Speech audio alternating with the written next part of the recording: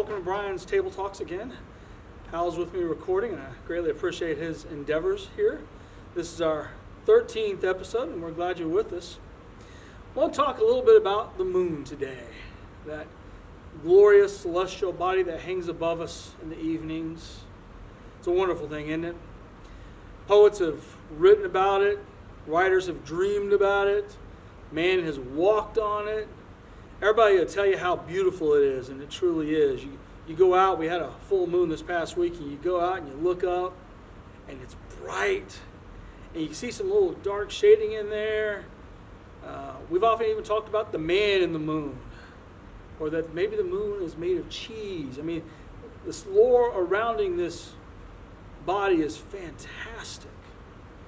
And if you sit back and listen to it, you would be amazed, enthralled, and in wonder. But I did something the other night that kind of changed that a little bit. So Friday night, me and my son took my telescope out. My wife got me this really nice telescope a couple years ago. We went out and we set up in a field. When the moon got high enough, we started looking at a map of the moon and looking through the telescope. And we were able to identify a lot of things, actually. But something that we could see that you can't see with the naked eye is all the details of the moon. You could see the craters. You could see the material, the impact material spread around the craters. The lighting was different. You started to realize that the dark places that you look at the moon with the naked eye are open areas, not so much cratered and stuff. And the lighting was different. You go out and you look at the moon at night with just the naked eye, and it's kind of a flat light. But when you look at it through the telescope, there's shimmering spots and reflected spots. And it's really, really amazing what you can see when you get up close to it. And that really is kind of the story, not of the moon, but of telescopes. Telescopes and microscopes, vicariously, have altered history, have gotten us to where we learn so much more. We look through a telescope or binoculars and we see this, and we look and we see so much more in the details. And it got me to thinking.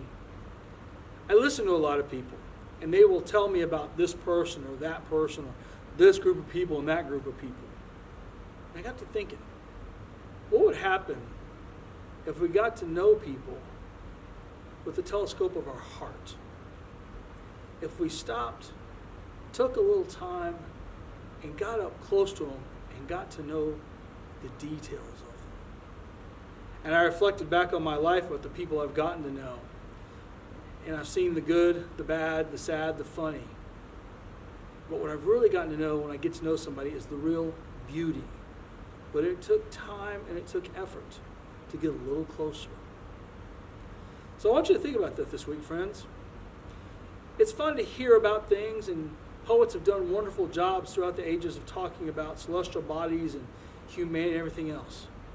But at the end of the day, you just got to get a little bit closer, pay a little more attention, and take a lot of effort.